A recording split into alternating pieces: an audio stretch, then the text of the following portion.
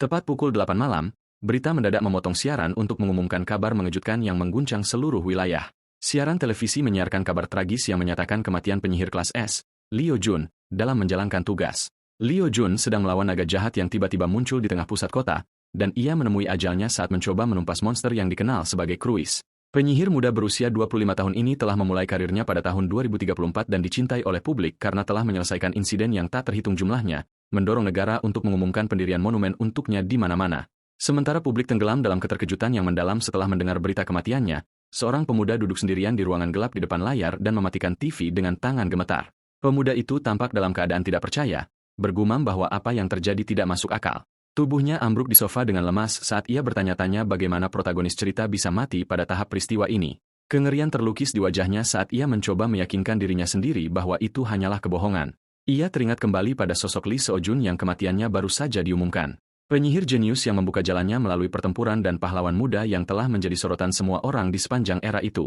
Namun, kebenaran paling penting yang mendominasi pikiran pemuda itu adalah bahwa mantan teman sekelasnya adalah protagonis dari novel, The Modern Wizard. Novel yang menjadi dasar berdirinya seluruh dunia ini. Ia yakin bahwa jika segalanya berjalan sesuai alur aslinya, akan ada akhir yang bahagia, dan ia akan bisa kembali ke dunia nyatanya. Namun, kemunculan naga hitam dan kematian sang protagonis mengubah segalanya. Pemuda itu bertanya-tanya dengan keheranan dan ketakutan tentang alasan yang menyebabkan kematian protagonis pada waktu ini, dan kecemasan mulai merayapi dirinya mengenai nasibnya yang akan datang, karena harapannya untuk melihat teman-temannya lagi setelah novel berakhir memudar. Ingatannya kembali ke adegan lama di sebuah bar yang ramai ketika temannya mengajukan pertanyaan hipotetis. Jika seseorang bereinkarnasi sebagai karakter sampingan dalam sebuah novel, apakah mereka akan memonopoli semua manfaat tersembunyi untuk diri mereka sendiri? Pendapat terbagi saat itu, karena seorang gadis menegaskan dia akan melakukannya tanpa ragu. Namun, Kim San-woo memiliki pendapat yang berbeda karena ia menolak ide itu sepenuhnya, menggambarkannya sebagai kegilaan. Ia membenarkan pendiriannya dengan mengatakan bahwa mengganggu tanpa alasan bisa menyebabkan kematian di tangan protagonis, yang berarti game over instan. Ia menambahkan bahwa ia tidak yakin dengan kemampuannya untuk menanggung kesulitan dan ketekunan yang dikerahkan protagonis, suatu poin yang disetujui teman-temannya, meskipun dengan cara sarkastik mereka. Semua orang mengangkat gelas mereka untuk bersulang atas kata-katanya yang realistis namun menjengkelkan. Pada saat itu, ponselnya bergetar di sakunya. Ia mengeluarkannya untuk melihat notifikasi bahwa ia telah memenangkan sebuah event yang mengejutkan temannya. Pesan itu berasal dari penulis novel, mengucapkan selamat kepadanya dan menawarinya tiket ke tempat yang sangat istimewa dengan pilihan untuk menerima atau menolak. Teman-temannya menjadi gembira, mengira itu adalah perjalanan wisata, dan menganggapnya sebagai keberuntungan besar baginya. Dan sementara ia bertanya-tanya apakah tujuannya adalah luar negeri, ia menekan tombol terima dengan jarinya, dan begitulah yang terjadi 7 tahun lalu. Ketika ia tiba-tiba jatuh ke dalam lingkaran sihir, mendapati dirinya terangkut di dalam novel yang ia sukai, novel, The Modern Wizard. Pemuda itu duduk sambil memegangi kepalanya dalam kebingungan dan kesakitan. Tidak dapat percaya bagaimana peristiwa cerita telah berbelok dengan cara yang begitu mendadak. Ia selalu berhati-hati untuk tidak mengubah jalannya peristiwa yang asli, jadi ia memilih untuk tetap berada di luar cerita utama dan mengamatinya dari jauh untuk memastikan integritas plot. Saat ia tenggelam dalam pikirannya, layar TV di depannya mulai terdistorsi dan memancarkan percikan aneh yang membangkitkan keheranannya yang intens. Ia berdiri dari tempatnya, bertanya-tanya tentang alasan kegagalan mendadak ini. Tepat pada waktu ini, ia nyaris menyelesaikan pertanyaannya ketika kaca retak dan cahaya terang memancar. Ia menjerit ketakutan saat melihat kenyataan retak di sekelilingnya. Matanya terbelalak kaget saat tubuhnya mulai memudar di tengah cahaya. Dan di luar, pemandangan itu mengerikan saat orang-orang dan bangunan mulai terurai menjadi pecahan cahaya seolah-olah seluruh dunia sedang runtuh. Pemuda itu menjerit sekuat tenaga, bertanya-tanya mengapa bencana ini terjadi. Jendela sistem berwarna merah muncul di hadapannya, mengumumkan berita yang menghancurkan. Leo Jun telah meninggal. Oleh karena itu, semua skenario utama dianggap gagal. Dan karena mustahil untuk menyelesaikan cerita, sistem mengumumkan dimulainya reset dunia di tengah keheranan pemuda yang tidak bisa memahami apa yang ia baca. Dalam sekejap, dunia di sekelilingnya hancur seperti cermin yang pecah dan kesadarannya memudar di tengah fragmen yang tersebar. Tiba-tiba, suara tajam menembus keheningan kegelapan, memintanya untuk bangun karena ia telah tiba di akademi. Ia membuka matanya dan mendapati dirinya berada di dalam bus dengan sopir berteriak padanya dengan tidak sabar karena ia terlambat turun meskipun mereka telah tiba beberapa waktu lalu. Ia melompat dari kursinya, meminta maaf dalam kebingungan, karena terhenti oleh kata murid yang baru saja diucapkan sopir padanya. Ia turun dengan tergesa-gesa sambil dalam keadaan kebingungan total, karena ia yakin ia berada di kamarnya beberapa saat yang lalu. Jadi, bagaimana ia tiba-tiba terbangun di bus? Ia melihat sepatu dan kakinya saat berjalan, mengingat perasaan dunia yang runtuh yang baru saja ia alami, bertanya-tanya apakah itu semua hanya mimpi. Jika tidak, apa penjelasan untuk apa yang terjadi? Ia mengangkat tangannya untuk menahan sinar matahari terang yang menyambutnya segera setelah turun, hanya untuk melihat di hadapannya sebuah bangunan besar dihiasi spanduk yang menyambut siswa ke upacara masuk Akademi Sihir Korea untuk tahun 2032, tempat ia sebelumnya lulus. Ia membeku di tempat dengan keterkejutan tertulis di wajahnya, karena tahun 2032 adalah 7 tahun penuh yang lalu. Ia melihat pakaian dan tubuhnya dengan tidak percaya, mendapati dirinya mengenakan seragam sekolah. Ia merenungkan tangannya dengan keheranan, dan kebenaran gila mulai meresap ke dalam pikirannya bahwa ia telah kembali 7 tahun ke masa lalu. Di dalam aula besar, pengeras suara berbunyi, menyambut semua orang dan meminta siswa untuk mengambil tempat duduk mereka untuk memulai upacara. Ia berjalan melewati kerumunan, merasa pusing, bergumam bahwa ia akan kehilangan akal sehatnya karena keanehan situasi. Ia melihat ke sekeliling kanan dan kiri, mendapati bahwa setiap detail persis sama dengan apa yang terjadi 7 tahun lalu, membuatnya menyadari bahwa tidak ada jalan keluar untuk mengakuinya. Dan ia memastikan tanpa keraguan bahwa ia telah kembali ke masa lalu. Saat mencoba memahami situasi, pertanyaan paling penting muncul di benaknya. Mengapa Lai Jun meninggal di masa depan? Menurut novel aslinya, ia tahu tidak ada alasan logis untuk kematiannya dalam pertempuran itu. Bahkan serangan naga kruis dan amukannya berjalan persis sesuai dengan alur peristiwa asli, dan protagonis seharusnya berhasil menumpasnya setelah pertarungan yang putus asa. Tatapannya beralih menjadi keseriusan dan kecurigaan, menyimpulkan bahwa ada alasan tersembunyi lain di balik kematian protagonis yang tidak disebutkan dalam cerita. Ia merosot ke kursi dengan lemas di tengah aula, berbisik pada dirinya sendiri dalam keputusasaan bahwa ia tidak punya jawaban untuk apa yang terjadi. Kim San-woo duduk di tengah aula berpikir keras tentang konsekuensi mengerikan yang akan terjadi jika Lai Seo-jun meninggal dalam kehidupan ini juga. Ia bertanya-tanya dengan cemas apakah ia akan kembali ke masa lalu lagi atau apakah dunia akan berakhir sepenuhnya kali ini. Ia mencapai satu kebenaran yang tak terbantahkan, yaitu Lai Seo-jun tidak boleh mati dengan cara apapun. Ia mengepalkan tinjunya dengan tekad. Menyadari ia perlu mengambil langkah nyata dan efektif dalam kehidupan ini, bahkan jika satu-satunya tujuannya adalah untuk kembali ke dunia aslinya. Ia menatap tajam ke arah Lee Seo-jun di depan dan bertekad untuk mencegah kematiannya berapapun biayanya. Untuk mencapai ini, ia harus memastikan mencapai akhir novel.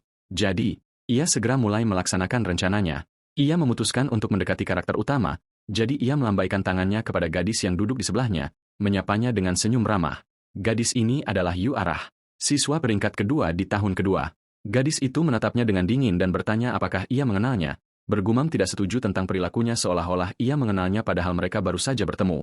Kim San-woo menjadi bingung oleh ketajamannya dan ia bertanya apakah ia ingin mengatakan sesuatu. Jadi ia menjawab negatif, terbata-bata. Gadis itu memalingkan wajahnya darinya dengan kesal, memintanya untuk memalingkan muka karena tatapannya membuatnya tidak nyaman. Ia tersenyum gugup sambil menyeka keringat dari dahinya. Menyadari bahwa tugas mendekati para elit ini sama sekali tidak akan mudah. Pikirannya terganggu oleh suara pengumuman yang memanggil perwakilan kelas untuk naik ke platform. 3 siswa naik di tengah bisikan dan kekaguman penonton. Mata terfokus pada Lee Seo-jun, pemegang tempat pertama di tahun kedua, karena semua orang memuji auranya yang menakjubkan dan pelatihannya yang langsung di bawah ketua Kim Jin-chol. Lee Seo-jun terkenal meskipun masih seorang siswa karena novel The Modern Wizard berputar di sekitar seorang pahlawan super kuat yang melakukan segalanya sendirian. Siswa putri terbaik tahun pertama juga muncul dengan kecantikannya yang mencolok. Namun, Kim San-woo menyadari dengan pengalamannya bahwa senyumnya telah dipelajari dengan cermat karena tujuan sebenarnya adalah arahan dan kontrol. Adapun siswa ketiga, itu adalah senator, pemegang tempat pertama selama 3 tahun berturut-turut yang terlihat biasa saja.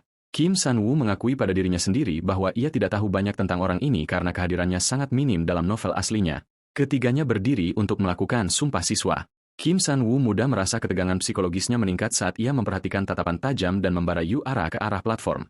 Ia memutuskan untuk mengambil kesempatan untuk mendapatkan beberapa poin dengannya. Jadi, ia berkomentar dengan suara terdengar, mengatakan bahwa itu benar-benar disayangkan. Gadis itu menoleh padanya, matanya bersinar tajam dan bertanya apakah ia mengarahkan kata-katanya padanya. Ia membenarkan itu. Jadi, ia bertanya dengan sinis apa yang sebenarnya disayangkan. Ia menunjuk ke arah platform dan berkata jujur bahwa ia yakin gadis itu lebih baik daripada 2 orang yang berdiri di sana. Gadis itu memberinya tatapan dingin dan mengejeknya, mengatakan ia lucu, bertanya apa yang ia tahu dan apakah ia pernah melihat mereka menggunakan sihir sebelumnya. Ia mundur ketakutan, melambai menyangkal, jadi gadis itu memarahinya karena berbicara tentang apa yang tidak ia mengerti. Tetapi ia mengejutkannya dengan jawabannya yang tenang sambil menatap langsung ke matanya, mengatakan ia bisa tahu hanya dengan melihat, yang membuatnya tercengang. Kim San-woo tersenyum percaya diri saat mencoba memenangkan hati Yu Arah, mengklaim ia memiliki intuisi kuat yang tidak pernah meleset. Tetapi reaksi gadis itu benar-benar bertentangan dengan harapannya karena ia menatapnya dengan jijik dan bertanya tajam apakah ia mengejeknya, yang ia jawab dengan penyangkalan main-main yang meningkatkan intensitas situasi. Gadis itu menghela napas kesal dan memalingkan wajahnya darinya, mengabaikan upayanya, membuatnya menyadari bahwa metodenya tidak berhasil. Jadi, Ia memutuskan untuk mengubah topik dan mencoba pendekatan lain. Ia tiba-tiba bertanya padanya apakah ia khawatir tentang jalur karirnya akhir-akhir ini, yang membuat tubuh gadis itu bergetar karena terkejut, bertanya-tanya dalam pikiran rahasianya dengan keheranan bagaimana ia tahu itu. Gadis itu melihat tanda nama yang disematkan di dadanya untuk membaca Kim San-woo. Tiba-tiba, matanya bersinar merah menakutkan, dan ia mengatakan kepadanya dengan suara dingin bahwa ia mengingat namanya, tetapi ia memperingatkannya dengan tegas agar tidak berbicara dengannya lagi mulai sekarang. Kim San-woo berdiri tercengang dan malu, bertepuk tangan saat ia mengakui pada dirinya sendiri bahwa ia telah gagal total sejak awal dalam rencananya untuk mendekati tokoh-tokoh penting. Sementara itu, semester baru dimulai dengan tes penempatan, sebuah tradisi yang menyerupai upacara pengantar di mana siswa mengungkapkan kemampuan sejati mereka di depan seluruh sekolah. Ketegangan dan kecemasan meluas di antara para siswa saat salah satunya mengungkapkan ketakutan ekstremnya kepada rekannya, menganggap dirinya celaka dibandingkan dengan keterampilan orang lain sementara yang lain mencoba menenangkannya. Sebaliknya, Kim San-woo mengamati semua orang dengan senyum percaya diri, menggambarkannya sebagai anak-anak lucu sambil menetapkan pandangannya pada satu tujuan, memasuki 10 besar di tahun kedua. Ia mendasarkan kepercayaan diri itu pada pengalamannya dari kehidupan sebelumnya di mana ia menerima tawaran promosi ke kelas B dan dengan demikian merasa bahwa berpuas diri dengan tingkat rata-rata di depan siswa-siswa ini akan melukai harga dirinya. Yu Ara memperhatikan senyum aneh di wajahnya dan bergumam bertanya-tanya tentang alasan perilakunya. Sementara Kim San-woo bersiap untuk memamerkan keterampilan profesionalnya di depan semua orang. Pertunjukan dimulai dengan siswa tahun pertama yang melepaskan sihirnya dengan kekuatan dan kecepatan, menghancurkan boneka latihan dengan pukulan dahsyat yang tidak meninggalkan jejak. Para siswa kagum dengan levelnya, yang jauh melebihi usianya, menggambarkan keterampilannya sebagai gila. Kemudian tiba giliran tahun kedua, dan Yu Ara dipanggil, melangkah maju, dengan percaya diri, menyalakan bola api di tangannya. Gadis itu melepaskan ledakan api besar yang menghancurkan target dalam sekejap di tengah puing-puing dan api yang berterbangan, memancing kejutan dan kekaguman penonton, yang bertanya-tanya dengan heran apakah ia benar-benar seusia mereka. Seorang siswa mengomentari adegan itu, berpikir bahwa Yu Ara dianggap sebagai legenda dengan caranya sendiri. Tetapi keberadaan Lee Seo-jun adalah satu-satunya alasan yang selalu membayangi kecemerlangannya. Leo Jun melangkah maju dan menghunus pedangnya dengan kilatan yang membutakan. Bergerak dengan kecepatan gila di antara boneka, merobeknya dengan keterampilan superior dan presisi ekstrim. Boneka-boneka itu jatuh hancur serentak di tengah sorak-sorai dan kekaguman siswa. Kim San-woo menatap Yura, menemukan fitur frustrasi dan kecemburuan di wajahnya. Meskipun penampilannya luar biasa, ia menyadari gadis itu merasa tertekan karena tempat pertama selalu direbut darinya oleh Leo Jun, yang memiliki keterampilan penyihir profesional, menyebabkan frustrasi permanennya.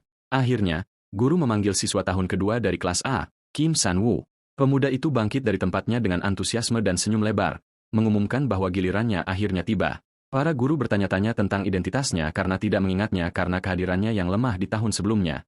Bahkan guru kelasnya nyaris tidak mengingatnya. Seorang guru meninjau catatan untuk menemukan bahwa ia memiliki bakat untuk sihir penguatan. Tetapi ia terkejut ia naik dengan tangan kosong tanpa senjata apapun untuk diperkuat.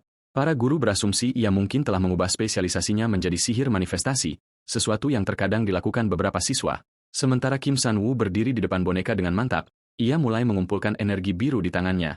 Sementara guru bergumam dengan penyesalan tentang siswa yang memilih apa yang mereka suka daripada apa yang benar-benar mereka kuasai. Sementara guru mengomentari penampilannya, yang tampak lebih biasa dari yang diharapkan, rekannya setuju dengannya. Tetapi ia segera melihat sesuatu yang aneh tentang siswa itu. Tiba-tiba, energi mulai berkumpul di tangannya dan berputar dengan kecepatan luar biasa, memunculkan pertanyaan kaget apakah ia menggunakan teknik manifestasi terkompresi. Itu adalah tahap pertama dari sihir manifestasi, tetapi membutuhkan teknik lanjutan untuk memampatkan mana yang dimanifestasikan untuk kontrol yang tepat pada tahap berikutnya, yaitu pelepasan. Ini adalah teknik yang hanya berani digunakan oleh penyihir veteran, membuat pemandangan itu sama sekali tidak dikenal. Kejutan dan keheranan terlukis di wajah Yu Ara dan bahkan pahlawan Lee Seo-jun. Guru itu tidak percaya bahwa siswa tahun kedua mampu menggunakan teknik tingkat tinggi ini. Sinar energi biru meluncur dengan kekuatan luar biasa, menembus udara untuk mengenai target di depannya. Siswa dan guru berdiri terpukau menyaksikan boneka latihan. Tetapi tiba-tiba, alih-alih ledakan terakhir, sihir itu memudar dengan suara samar dan lucu, memicu gelombang tawa di antara siswa yang mengejeknya, berpikir energinya habis, dan ia tidak dapat menyelesaikan fase pelepasan. Bertanya-tanya apa gunanya manifestasi tanpa pelepasan. Kim San-woo berdiri membeku karena malu, bergumam bahwa ia tamat, sementara jendela biru tiba-tiba muncul di depannya. Jendela terus muncul di tengah keheranannya, dan ia berteriak di dalam hati, bertanya-tanya mengapa sistem terbuka pada waktu tertentu ini. Kemudian, ia duduk di kamarnya mendesah lega, terkejut dengan waktu pembukaan jendela. Dalam kehidupan sebelumnya, sistem tidak terbuka sampai jauh lebih lambat dari ini, dan ia serius bertanya-tanya tentang alasan perbedaan kali ini. Ingatannya kembali ke saat tes ketika pesan muncul di hadapannya. Sistem telah mengumumkan membuka manfaat penyusup dan mengaktifkan sistem sepenuhnya. Skenario utama dimulai dan ia menerima pencapaian putaran kedua kehidupan dan hadiahnya 3.000 poin diikuti oleh pencapaian aneh berjudul Bakat Badut yang memberinya 5.000 poin. Sistem memberitahunya bahwa 232 orang mengingat wajahnya sekarang memberinya tambahan 1.000 poin sementara ia berlari di latar belakang melarikan diri dari ejekan siswa. Juga, karakter Lee Seo-jun menunjukkan minat padanya selain 4 karakter utama lainnya memberinya 3.000 poin lagi. Ia duduk di tempat tidurnya tidak dapat percaya ia mengumpulkan 10.000 poin dalam waktu singkat ini menyadari bahwa menggunakan poin ini membutuhkan pembukaan manfaat penyusup. Manfaat ini adalah hak istimewa yang unik baginya sebagai orang yang dirasuki ke dunia ini di mana sistem pencapaian diaktifkan memungkinkannya untuk memeriksa informasi melalui jendela. Ia dapat memperoleh poin melalui akumulasi pencapaian dan juga melalui sistem ketenaran kapanpun ia menjadi lebih dikenal. Bagian favoritnya adalah toko poin, yang memungkinkannya untuk membeli sifat, keterampilan, dan item, yang ia anggap sebagai sistem yang overpowered dan tidak adil. Meskipun senang dengan poinnya, ia merasa kesal dengan gelar bakat badut, membayangkan dirinya dalam pakaian badut di tengah tawa siswa. Ia menyadari saat itu bahwa ia melupakan fakta penting, yaitu bahwa pada saat ini di masa lalu, ia sangat kekurangan mana, dan itulah sebabnya sihir itu gagal dan memudar dengan cara yang memalukan itu. Meskipun demikian, ini adalah pertama kalinya ia menerima perhatian luas di kedua hidupnya, dan ia juga mendapat poin, bahkan jika ia masih belum yakin dengan gelar badut. Ia memutuskan untuk memeriksa kekuatan saat ini dan meminta untuk membuka jendela status. Jendela muncul menunjukkan nama dan poinnya, tetapi kejutan ada pada statistiknya yang sedikit. Kesehatan 42, kekuatan 34, dan mana hanya 21. Ia menjerit keheranan, bertanya-tanya kemana semua investasi sebelumnya pergi. Menyadari statistiknya telah direset sepenuhnya, Kim San-woo menjerit patah hati sambil gemetar, bertanya-tanya kapan ia akan dapat menaikkan statistiknya yang kembali ke nol lagi. Tetapi ia berhenti tiba-tiba dengan pandangan kesadaran bersinar di matanya. Memahami bahwa ia sekarang memegang kesempatan emas untuk mendistribusikan kembali poinnya dan membangun kemampuannya yang baru dalam kehidupan ini sesuai keinginannya. Ia teringat dalam benaknya 4 jenis sihir yang ada di dunia ini. Penguatan, manifestasi, dukungan, dan pemanggilan, di mana sihir penguatan berspesialisasi dalam memperkuat tubuh dan senjata untuk jarak dekat. Sementara sihir manifestasi adalah sihir tradisional yang mengandalkan memanifestasikan mantra dan melepaskannya. Adapun pemanggilan dan dukungan, mereka fokus pada memanggil makhluk dan memberikan bantuan magis. San-woo telah memilih manifestasi sebagai spesialisasinya karena alasan yang sangat sederhana, yaitu karena terlihat keren dan menarik saat digunakan, membuatnya tertawa malu atas motifnya yang dangkal. Sejak ia memilih jalur ini, ia memutuskan untuk memberikan prioritas utama untuk menaikkan statistik mananya. Tiba-tiba, suara sistem menyela untuk mengumumkan bahwa 350 orang mengingat wajahnya sekarang, memberinya 1.000 poin sebagai hadiah. Matanya melebar karena terkejut, bertanya-tanya bagaimana jumlahnya bertambah 50 orang dalam waktu yang sangat singkat ini. Ia kemudian menyadari bahwa perilaku bodohnya seperti badut selama tes adalah alasan dibalik ketenaran cepat ini, yang berarti poin akan terus meningkat, yang ia anggap sebagai situasi yang baik. Memang, ia segera mengacungkan jempol dengan antusias, menganggapnya sebagai situasi yang luar biasa dan menakjubkan. Ia hampir tidak menyelesaikan kalimatnya ketika jendela baru muncul, memberitahunya bahwa jumlahnya mencapai 400 orang dan hadiah 2.000 poin, menyebabkan keheranannya tentang bagaimana lebih banyak orang daripada jumlah seluruh siswa sekolah mengenalnya. Ia memeriksa ponselnya untuk masuk ke komunitas hutan orang bijak agung yang khusus untuk akademi, dan di sana ia menemukan alasannya. Sebuah video berjudul Skandal Penyihir Kelas S Gila telah menyebar seperti api, dan komentar membanjiri dengan ejekan dan tuduhan korupsi serta suap untuk masuk akademi. Meskipun ia merasa malu dengan komentar-komentar itu, menerima tambahan 5.000 poin membuatnya tersenyum puas. San-woo dengan serakah berharap lebih banyak orang akan masuk untuk menonton video tersebut untuk meningkatkan poinnya. Ia memfokuskan semua perhatiannya pada ponsel, matanya bersinar dengan keserakahan, berencana untuk mengeksploitasi poin-poin ini untuk membeli item spesifik yang ia dambakan. Keesokan harinya, ia memasuki akademi di tengah bisikan para siswa yang langsung mengenalinya sebagai pemilik video viral tersebut. Ia tidak peduli dengan tatapan mereka, melainkan mendorong mereka dalam pikiran rahasianya untuk berbicara lebih banyak karena penghitung penayangan melebihi 1.500 tayangan, yang berarti ketahanan dirinya menanggung rasa malu sepanjang malam itu sepadan dengan masalahnya. Sementara ia mengingat komentar yang menuduhnya sakit dan lemah, ia tertawa terbahak-bahak dengan kebahagiaan yang meluap, karena ia mendapatkan 5.000 poin lagi berkat penghinaan ini. Ia membuka pintu kelas dan keheningan menyelimuti sesaat sebelum bisikan mulai beredar menyebut namanya lagi. Tiba-tiba, seorang siswa memecah suasana ini, menunjuknya dengan tajam dan berteriak, "Kau di sana!" Siswa pirang itu mendekatinya dan merangkul bahunya dengan kasar, mengejek penampilan lucunya kemarin dan bagaimana ia membuat semua orang tertawa terbahak-bahak. Sementara kelompoknya tertawa di latar belakang, siswa lain bertanya kepadanya dengan sinis bagaimana mananya habis begitu cepat, mengisyaratkan bahwa keluarganya pasti telah membayar suap untuk menerimanya di akademi. San-woo segera mengenali siswa ini. Itu adalah Park In-wan, karakter yang memainkan peran pengganggu dan orang gila di awal cerita aslinya. San-woo mendesah kesal, menyadari bahwa terlibat dengan tipe ini hanya akan membawa masalah. Jadi, Ia mencoba mengabaikannya dengan dingin. Tetapi Park In-wan tidak melepaskannya, malah mengencangkan cengkramannya di bahunya dan mendekatkan wajahnya dengan mengancam, memberinya julukan pembuat onar, dan memerintahkannya untuk berlari kepadanya segera setiap kali ia memanggilnya dengan nama Suki, atau dia akan membuat kehidupan sekolahnya seperti neraka. Sebelum situasi memanas, suara yang tenang dan tegas menyela, memerintahkan Park In-wan untuk berhenti. Semua orang menoleh untuk melihat Lee Seo-jun berdiri dengan wajah tegas, memarahi pengganggu itu dan mengingatkannya bahwa ia telah memperingatkannya sebelumnya agar tidak mengganggu orang lain. Park In-wan mundur dengan wajah kesal, mengejek si jenius yang mencoba memainkan peran pahlawan sambil berkomentar sinis bahwa orang biasa seperti mereka tidak punya pilihan selain patuh dengan tenang. Park In-wan melirik lawannya dengan tatapan tajam penuh ancaman sebelum memerintahkan kelompoknya untuk pergi, berkata, "Ayo pergi." Meninggalkan suasana yang penuh ketegangan. Bisikan menyebar di antara para siswa di aula sementara Lee Seo-jun berbalik ke arah Kim San-woo menanyakan dengan prihatin apakah ia baik-baik saja. Jadi San-woo menjawabnya singkat dan berterima kasih padanya. Lee Seo-jun melanjutkan percakapannya untuk memastikan identitas San-woo, merujuk pada video yang menyebar tentangnya sehari sebelumnya. San-woo tertawa tegang dan bingung, mencoba berpura-pura semuanya baik-baik saja. Tetapi di dalam hatinya ia merasakan rasa malu yang parah, bertanya-tanya bagaimana ia akan hidup dengan rasa malu ini setelah video tersebut menyebar luas. Lee Seo-jun menyadari kecemasannya, jadi ia meyakinkannya, mengatakan tidak perlu khawatir berlebihan, menekankan bahwa kesalahan terletak pada orang jahat yang memposting video itu, bukan dia. Saat Lee Seo-jun hendak pergi, San-woo tiba-tiba menghentikannya memanggil namanya. Dengan tatapan penuh keseriusan, San-woo mengejutkan sang pahlawan dengan permintaan tak terduga, memintanya untuk bergabung dengan timnya. Mata San-woo bersinar, berpikir bahwa ini adalah kesempatan emasnya untuk berada di tim yang sama dengan pahlawan di kelas pertama semester ini. Tanda-tanda keheranan dan ketidaksetujuan muncul di wajah Lee Seo-jun, yang bertanya dengan terkejut mengapa ia akan memilihnya. San-woo mendekatinya dengan senyum licik, berbisik bahwa aliansi ini juga akan bermanfaat bagi Lee Seo-jun.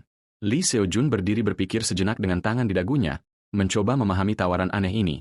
Tetapi ia segera mengangkat tangannya, meminta maaf dengan senyum diplomatik, dan memberitahunya dengan menyesal bahwa ia tidak pernah menganggapnya sebagai rekan satu tim. San-woo tidak menyerah pada penolakan ini, tetapi bergegas mengatakan bahwa ada dua alasan bagus yang membuatnya perlu bagi Lee Seo-jun untuk bersekutu dengannya secara spesifik. Jadi, sang pahlawan bertanya kepadanya dengan rasa ingin tahu tentang alasan-alasan tersebut. Lee Seo-jun tersenyum dan memutuskan untuk memberinya kesempatan untuk menjelaskan. San-woo mengangkat jarinya dengan percaya diri, menjelaskan alasan pertama, bahwa ia menempati tempat terakhir di seluruh tahun kedua. Lee Seo-jun tertawa sinis, bertanya apakah ini dianggap sebagai alasan yang meyakinkan untuk bersekutu. San-woo menjelaskan dengan cerdas bahwa ada sistem poin kesetaraan dalam tes bersama dan bahwa jika pemegang tempat pertama bersekutu dengan pemegang tempat terakhir, total poin tim akan naik secara otomatis. Lee Seo-jun menyadari logika pembicaraan itu, tetapi bergumam bahwa risikonya masih terlalu tinggi baginya. Di sini, San-woo mengajukan alasan kedua, menunjukkan bahwa rival Yu Ara telah memilih dua siswa berperingkat rendah untuk timnya. Ia menjelaskan bahwa Yu Ara berspesialisasi dalam sihir serangan skala besar, memungkinkannya untuk membawa tim bahkan dengan dua anggota lemah, yang disetujui oleh Lee Seo-jun. Tiba-tiba, San-woo mengangkat 3 jari, memicu kejutan Lee Seo-jun, yang ingat ia berbicara hanya tentang 2 alasan. San-woo menunjuk dirinya sendiri dengan ibu jarinya dengan senyum lebar dan memberitahunya bahwa ia sebenarnya sangat terampil untuk seseorang di tempat terakhir. Lee Seo-jun tertawa terbahak-bahak, mengakui bahwa San-woo adalah orang yang lucu dan menarik. Lee Seo-jun setuju dengan antusias untuk membentuk tim dengannya sementara San-woo bersorak dalam hati atas keberhasilan rencananya. Tetapi Lee Seo-jun segera mengoreksi dirinya sendiri mengatakan ia memiliki satu syarat yang membawa kembali ekspresi kebingungan ke wajah Kim San-woo. Sang pahlawan memegang tangan Kim San-woo menjabatnya dan berkata bahwa dialah yang akan memilih sisa anggota tim menanyakan apakah ia keberatan dengan itu. Sebuah jendela sistem muncul mengumumkan bahwa karakter Lee Seo-jun sangat tertarik pada San-woo memberinya hadiah 2.000 poin sementara Kim San-woo menyetujui syarat tersebut. Adegan bergeser ke aula kuliah di mana guru mulai menjelaskan asal-usul artefak sihir yang berasal dari abad ke-14 dan bagaimana sistem itu berbeda dari 4 sistem saat ini. Dia mengajukan pertanyaan kepada para siswa tentang alasan yang menyebabkan runtuhnya struktur biner yang kaku itu di masa lalu. Kim San-woo mengangkat tangannya tinggi-tinggi dengan percaya diri di tengah aula. Siap menjawab pertanyaan sulit guru. Ia mulai mencantumkan informasi secara akurat, menjelaskan bahwa Holgam adalah penyihir tipe penguatan pertama yang muncul pada abad ke-18, dan bahwa kemunculannya merupakan kejutan bagi para penyihir abad pertengahan yang percaya pada superioritas sihir manifestasi, yang kemudian mengarah pada ledakan penelitian di bidang ini, yang membuat guru terkesan yang memuji jawaban luar biasanya. San-woo duduk dengan tenang sambil berpikir bahwa teori sihir klasik dan formula kompleks dianggap sulit bahkan untuk jenius Lee Seo-jun.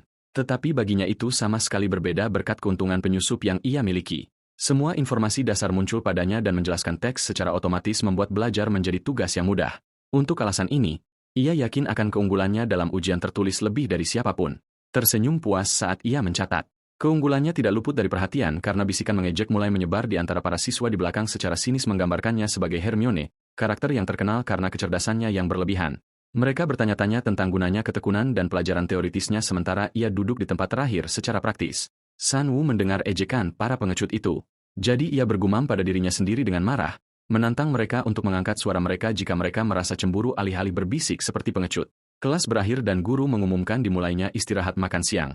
Jadi para siswa bergegas keluar dari aula dan saat San Wu berjalan sendirian, suara memanggil namanya menghentikannya. Jadi ia berbalik karena terkejut. Itu adalah Lee Seo-jun memanggilnya saat ia mendekatinya dengan senyum ramah, mengundangnya untuk makan siang bersama untuk merayakan menjadi rekan satu tim di kafetaria. Dan saat mereka mencari meja kosong di tengah kerumunan, siswa lain melambai dengan antusias dari jauh, memanggil Lee Seo-jun untuk bergabung dengannya. Siswa itu adalah Shin Yong-jun, salah satu karakter utama di dunia ini dan teman dekat protagonis. Yong-jun menyambut temannya, bercanda tentang keterlambatannya sebelum menyadari kehadiran San Wu bersamanya. San Wu berasumsi bahwa Lee Seo-jun telah berpisah dari kelompoknya yang biasa karena bersekutu dengan yang berperingkat tinggi mengurangi poin tim. Tetapi tak lama kemudian Yong-jun mengenali wajah San Wu, menunjuknya dengan heran bahwa ia adalah pemilik video viral yang ditonton semua orang, yang dikonfirmasi oleh San Wu dengan senyum malu. Yong-jun bertanya dengan rasa ingin tahu tentang kapan keduanya menjadi dekat. Jadi Lee Seo-jun menjawab bahwa mereka baru saja setuju dan bahwa mereka akan pergi menjelajahi Dungeon bersama lusa. Yong-jun tampak bingung, tidak memahami apa yang terjadi. Ia mencondongkan tubuh ke arah Lee Seo-jun berbisik dan bertanya kepadanya dengan serius apakah ia yakin akan kemampuannya untuk merebut tempat pertama bahkan tanpa buff handicap yang ia dapatkan saat bersekutu dengan pemegang tempat terakhir. Bertanya-tanya mengapa ia melalui kesulitan ini. Raut wajah Lee Seo-jun berubah menjadi serius, menjelaskan bahwa rival Yu Ara berusaha untuk menang dengan sengit kali ini. Yong-jun terkejut ketika ia mendengar bahwa Yu Ara telah memasukkan dua siswa berperingkat rendah ke dalam timnya untuk meningkatkan poinnya.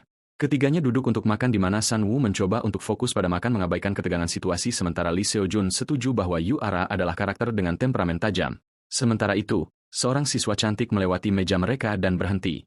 Tiba-tiba, ketika ia melihat kehadiran San Wu, mengingat ia adalah orang yang videonya diposting di hutan orang bijak agung, temannya bertanya padanya apa yang ia lihat.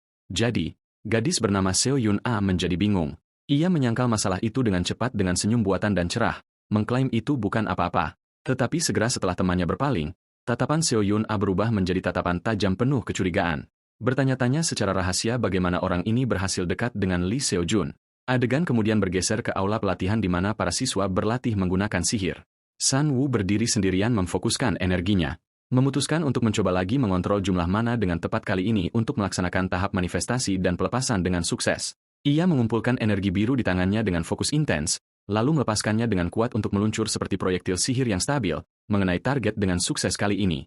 Bisikan menyebar di antara para siswa yang hadir di aula saat beberapa menyatakan keterkejutan mereka bahwa penampilan Kim San Wu tidak seburuk yang mereka duga, tetapi malah mengakui ia lebih baik dari yang mereka kira. San Wu menyeka keringat dari dahinya dengan senyum sinis, mengatakan pada dirinya sendiri bahwa ia bisa mendengar semua komentar itu dengan jelas. Ia kembali dalam ingatan di kehidupan masa lalunya ketika merencanakan untuk mendistribusikan poinnya. Ia biasa membeli statistik secara langsung menggunakan poin yang ia peroleh, tetapi ia bertabrakan dengan fakta bahwa biaya membeli statistik dasar meningkat 10 poin untuk setiap 10 pembelian, yang mirip dengan kesulitan naik level dalam permainan semakin Anda maju dalam peringkat, membuat melanjutkan pembelian langsung menjadi sangat mahal. Ia menyadari sekarang bahwa mengandalkan membeli statistik saja bukanlah solusi yang berkelanjutan dan memutuskan sebagai gantinya untuk mencari sifat atau item yang membantunya menaikkan mana secara bertahap. Ia membuka toko poin dan mulai mencari kata mana. Menjelajahi daftar panjang mencari sifat spesifik yang muncul di tengah novel aslinya. Dan akhirnya, ia menemukan tujuannya, sifat perlindungan alam kelas A, yang memberinya efek pasif untuk menyerap mana dari alam dan efek aktif yang disebut berkah alam yang meningkatkan perolehan mana hingga 150% tergantung pada lingkungan sekitar dan harganya adalah 50.000 poin.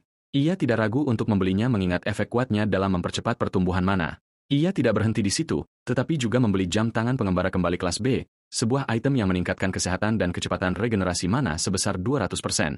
Dan untuk menyediakan poin yang diperlukan untuk pembelian mahal ini, ia harus menjual sifat ahli memasak kelas A yang ia warisi dalam kehidupan ini. Dan meskipun merasakan sedikit penyesalan, ia yakin bahwa investasinya berada di tempat yang tepat.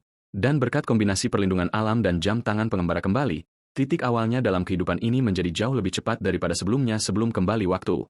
Getaran ponselnya memotong alur pikirannya, memicu kejutannya karena tidak ada orang yang biasanya menealnya.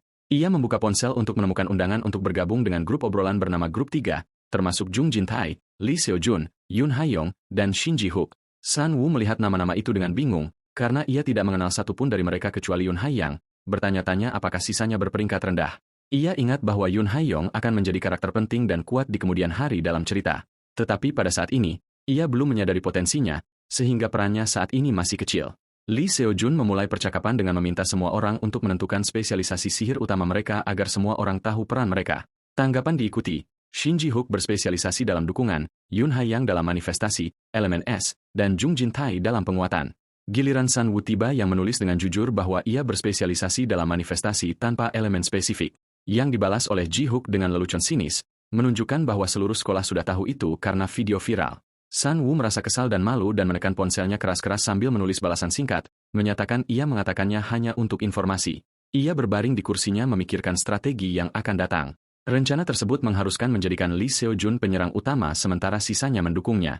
Tetapi untuk mencapai tempat pertama, mereka harus mengungguli tim Yuara, membuatnya bertanya-tanya dengan rasa ingin tahu tentang anggota yang ia pilih di timnya. Sementara itu, di lapangan pelatihan luar ruangan, seorang siswa melepaskan sihirnya dengan kekuatan luar biasa. Guru berdiri mengawasinya dan memberikan catatan kritis, menunjukkan bahwa ia terlalu fokus pada kontrol dan mengabaikan pelepasan dan menasihatinya untuk memompa lebih banyak kekuatan ke dalam mana dan membuatnya meluncur lebih cepat. Sementara Yuara melepaskan mantra api yang menghancurkan, memprovokasi keheranan para siswa yang hadir yang menggambarkan kekuatannya sebagai gila. Guru mengamati penampilannya dengan kekaguman, mengakui secara rahasia bahwa keterampilannya luar biasa dan bakatnya bawaan. Tetapi ia menyadari bahwa Yuara, mungkin karena usianya yang masih muda, masih perlu dipoles. Guru memperhatikan bahwa penggunaan mana oleh Yuara sedikit kurang efisien meskipun kuat. Tiba-tiba, guru berbalik kaget ke arah lain di mana sinar sihir lain meluncur dengan presisi dan kontrol tinggi. Guru melihat sumber sihir itu untuk melihat Kim San-woo tersenyum percaya diri setelah mengeksekusi mantranya dan guru berkomentar dengan nada puas bahwa itu tidak buruk. Guru ingat ketika Kim San-woo dulu menuangkan semua fokusnya pada tahap manifestasi saja yang menyebabkan ia tersandung dan gagal dalam tahap pelepasan. Tetapi sekarang, dan meskipun jumlah mana yang ia miliki sedikit, ia berhasil mencapai keseimbangan sempurna antara kontrol dan pelepasan. Mengatasi kesalahan kehidupan masa lalunya, guru mengamati penampilannya dengan cermat, mengakui secara rahasia kesulitan bagi siswa seusianya untuk menyadari kekurangannya dan memperbaikinya dengan kemahiran ini. Guru mengakhiri pelajaran dan berterima kasih kepada para siswa atas upaya mereka, mengumumkan kesimpulan kelas spesialisasi. Para siswa bubar, merasa lega atas akhir dari pelatihan keras, sementara San Woo memutuskan untuk pergi untuk beristirahat juga. Tetapi sebelum ia berjalan pergi, suara guru menghentikannya memanggil namanya. Dia mendekatinya dan bertanya dengan minat apakah ia telah mengikuti pelatihannya akhir-akhir ini. Jadi ia menjawab dengan tegas, membenarkan ia berlatih di waktu luangnya. Dia melanjutkan pertanyaannya dengan cerdas tentang kultivasi mana, mencatat bahwa ia melakukan itu secara teratur. Juga, bukan? San Woo segera menyadari bahwa dia memperhatikan cacat yang jelas yang ia miliki. Keterampilan teknisnya sangat tinggi dibandingkan dengan kapasitas mana yang sederhana yang ia miliki. San Woo mengakui kebenaran pengamatannya. Guru tersenyum lembut, menasihatinya bahwa akumulasi mana tidak bergantung pada trik, tetapi membutuhkan upaya berkelanjutan dan kesabaran panjang. San Woo menjadi bersemangat dan menunjukkan kesiapannya untuk bekerja keras, hanya untuk guru menyela dia dengan mengulurkan tangannya ke arahnya. Dia memberinya gelang kecil, memberitahunya itu adalah alat bantu yang membantu mengatur pernapasan mana dan menjaga kondisi tubuh. San Woo ragu sejenak, bertanya-tanya dengan malu apakah ia berhak menerima hadiah seperti ini. Guru meyakinkannya untuk tidak merasa terbebani karena itu hanya alat peringkat F yang ia buat untuk pelatihan dan tidak merugikannya banyak. San Woo berterima kasih padanya dengan penuh syukur, berjanji untuk menggunakannya dengan baik sementara ia mengucapkan selamat tinggal padanya untuk meninggalkan tempat itu. San Woo berjalan di koridor, bersukacita atas lo tak terduga yang ia peroleh ini. Tiba-tiba, ia melihat Yuara berdiri bersandar di dinding dan menatapnya dengan tatapan tajam. Ia mencoba mencairkan suasana dan bertanya padanya dengan bercanda apakah ia diizinkan berbicara dengannya sekarang, merujuk pada permintaan sebelumnya untuk tidak berbicara dengannya. Ia mengabaikan sarkasmenya dan bertanya kepadanya secara langsung tentang kebenaran ia bergabung dengan tim Lee Seo-jun dan bagaimana ia tahu tentang itu. Ia menuduhnya dengan tajam mencoba mengeksploitasi Lee Seo-jun, si peringkat pertama, untuk memanjat di bahunya, tetapi ia mengumumkan dengan menantang bahwa tempat pertama akan menjadi miliknya kali ini tidak peduli apa yang terjadi. Ia memberinya tatapan terakhir, menyuruhnya untuk bersikap realistis, lalu berbalik dan berjalan pergi. San Woo berdiri terpana oleh reaksinya, bertanya-tanya dengan serius tentang alasan kepekaan dan permusuhan yang berlebihan terhadapnya. Kamis pagi tiba dan San Woo tiba terengah-engah di tempat berkumpul di pintu masuk hutan, bersyukur kepada Tuhan karena tiba tepat waktu. Lee Seo-jun menyambut semua orang dengan senyum cerah, mencatat bahwa ini adalah pertama kalinya seluruh tim berkumpul dan mendesak mereka untuk melakukan yang terbaik di semester pertama. Semua orang menjadi bersemangat dan bersorak setuju, tetapi Shin Ji-hook melihat tim dengan senyum sinis, mengomentari keanehan formasi mereka yang menggabungkan pemegang tempat pertama dan pemegang tempat terakhir bersama-sama. Kemudian ia mengarahkan kata-katanya kepada San Woo, mempertanyakan kemampuannya untuk mengimbangi mereka dan mengingatkannya akan kegagalannya untuk mengucapkan satu mantra pun selama tes terakhir. Sun Woo menatapnya dengan dingin, menyadari bahwa Ji Hook sengaja mengejeknya. Jung Jin-tae campur tangan untuk mengakhiri situasi dengan tawa ringan, mengatakan bahwa karena Lee Seo-jun yang membawa Sun Woo, dialah yang akan menanganinya. Kim Sun Woo menatap rekan satu timnya Shin Ji Hook dengan tatapan penuh penghinaan, menyadari bahwa orang ini hanya berencana untuk mengandalkan sepenuhnya pada Lee Seo-jun untuk berhasil tanpa mengerahkan upaya apapun. Pada saat itu, Yoon Ha-young mendekat dengan senyum lembut, menanyakan Lee Seo-jun bagaimana kabarnya, sementara Sun Woo berpikir bahwa waktu kecemerlangan sejatinya masih sangat jauh dalam cerita, membuatnya merasa cemas karena susunan tim saat ini benar-benar berbeda dari apa yang ada di masa lalu. Saat tim berjalan bersama, kecemasan Sun Woo terus meningkat, bertanya-tanya apakah tes ini akan berjalan damai dengan kehadiran anggota-anggota ini. Pikirannya terpotong oleh suara guru meminta perhatian, mengumumkan dimulainya penjelasan detail eksplorasi Dungeon. Guru menjelaskan bahwa kelas akan berlangsung dalam 2 shift, pagi dan malam, dan karena ini adalah hari pertama, eksplorasi akan terbatas pada lantai dasar pertama saja. Kemudian ia beralih untuk menjelaskan sistem penilaian yang akan diadopsi dalam tes ini. Guru menunjukkan bahwa kriteria pertama adalah kecepatan penyelesaian Dungeon. Jadi semakin cepat tim, semakin banyak poin bonus. Kriteria kedua adalah poin penyesuaian peringkat, yang menjelaskan alasan pilihan Sun Woo oleh Lee Seo-jun. Karena siswa berperingkat tinggi mendapatkan lebih banyak poin individu semakin rendah peringkat rekan satu timnya.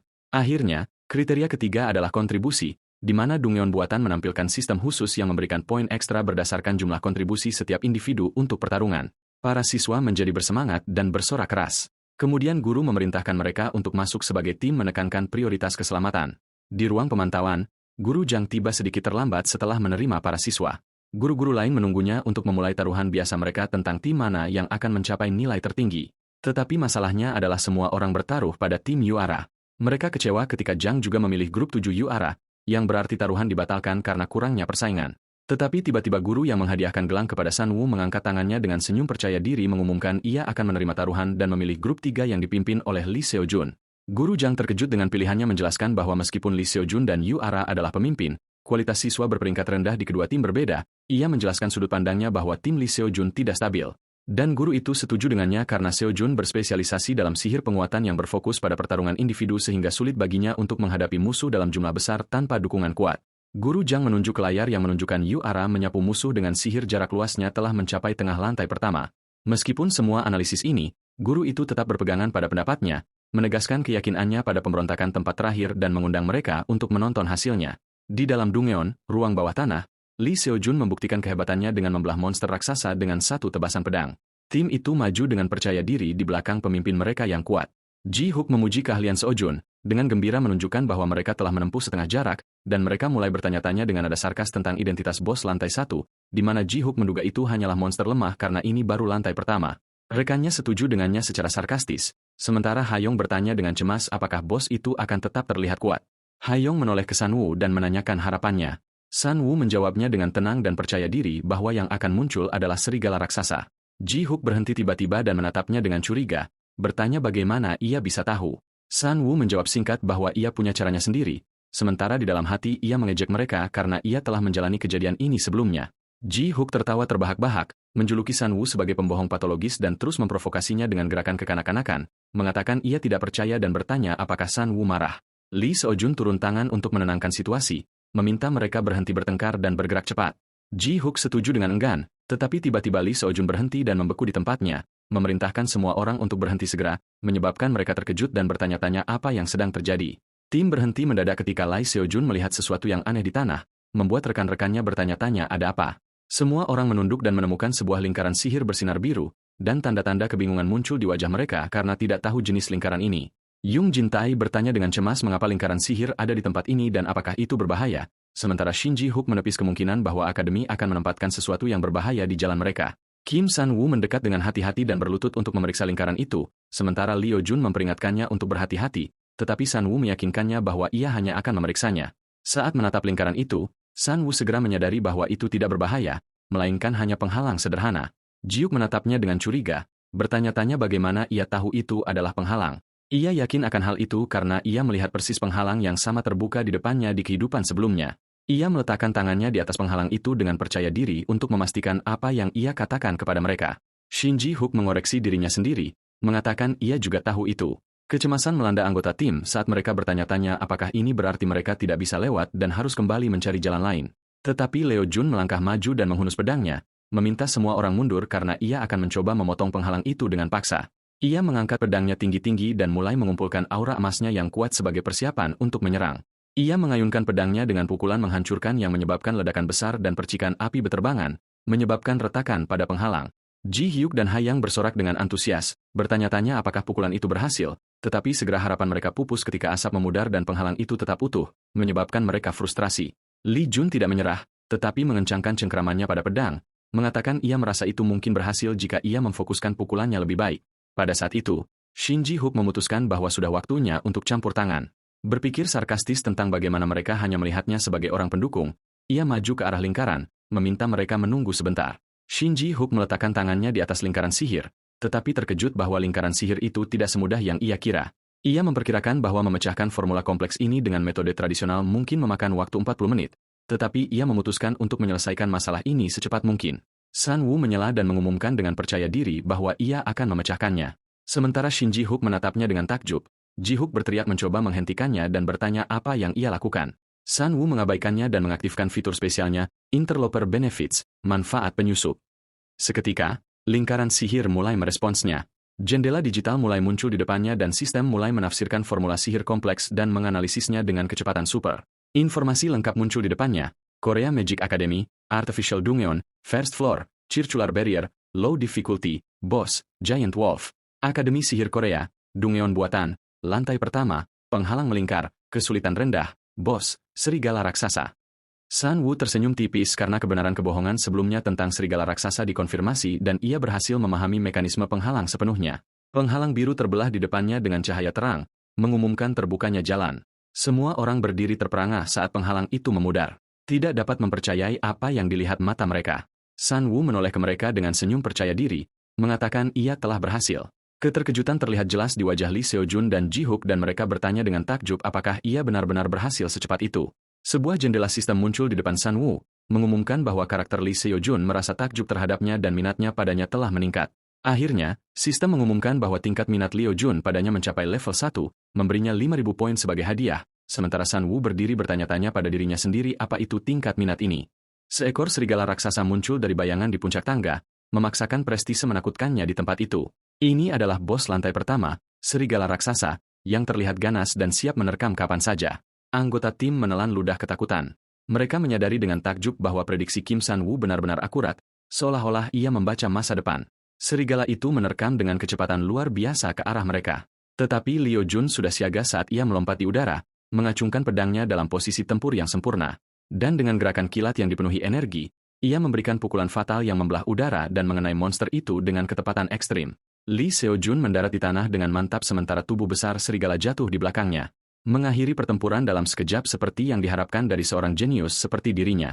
Ketakutan berubah menjadi ejekan saat Yun Ha-ayong mulai tertawa, menganggap perburuan bos lantai semudah monster biasa.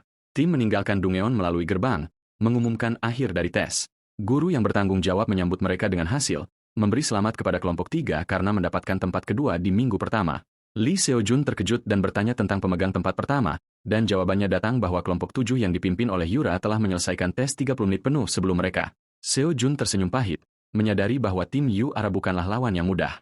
Anggota tim menjadi frustrasi setelah mendengar waktu luar biasa Yura yang mencapai 4 jam 11 menit dan kecemasan mulai merayapi mereka mengenai perbedaan sempit antara mereka dan tempat ketiga. Lee Seo Jun meletakkan tangannya di bahu Sun Wu dan mengatakan kepadanya bahwa pujian itu milik Sun Wu karena mereka berhasil mendapatkan tempat kedua berkat dirinya. Sun Wu menyangkal bahwa pujian itu miliknya, tetapi Seo Jun meyakinkannya bahwa tanpa kecepatannya dan pemecahan penghalang sihir, mereka akan jauh lebih lambat. Sementara Seo Jun menekankan bahwa ia seharusnya memastikan tempat pertama, Yun Ha-yong keberatan, menolak pemimpinnya menyalahkan diri sendiri. Sun Wu mengumpulkan tim di sekelilingnya, menenangkan ketakutan mereka dan mengingatkan mereka bahwa ini baru lantai pertama dari minggu pertama dan bahwa kesempatan untuk membalikan keadaan masih ada. Saat tim bersiap untuk pergi, mereka mendengar langkah kaki mendekat, dan seorang guru berambut merah muncul memanggil Kim Sun Wu. Sun Wu berbalik untuk mengenalinya segera. Dia adalah guru yang bertanggung jawab atas Departemen Sihir Pendukung. Dia mengatakan kepadanya dengan serius bahwa ia datang untuk memberinya tawaran. Tiba-tiba, dia meraih tangannya dengan antusiasme yang kuat dan berteriak, memintanya untuk pindah ke Departemen Pendukung segera. Sun Wu menatapnya dengan takjub dan kurang mengerti. Ia menarik tangannya dengan tenang dan menjawabnya dengan dingin total bahwa ia tidak mau. Guru itu menjadi gila karena penolakannya yang kategoris bahkan tanpa mendengarkan kondisinya. memintanya untuk menunggu dan mendengarkan tawaran itu terlebih dahulu.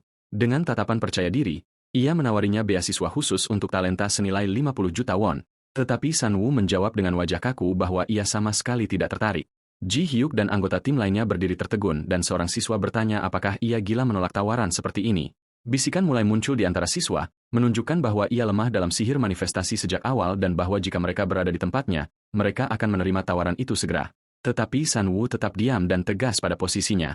Kemudian, Yura menyela pembicaraan dan bertanya apakah ia yakin tidak akan pindah ke departemen pendukung, menunjukkan bahwa talenta khusus mendapatkan banyak manfaat selain beasiswa, membuat San Woo menoleh padanya.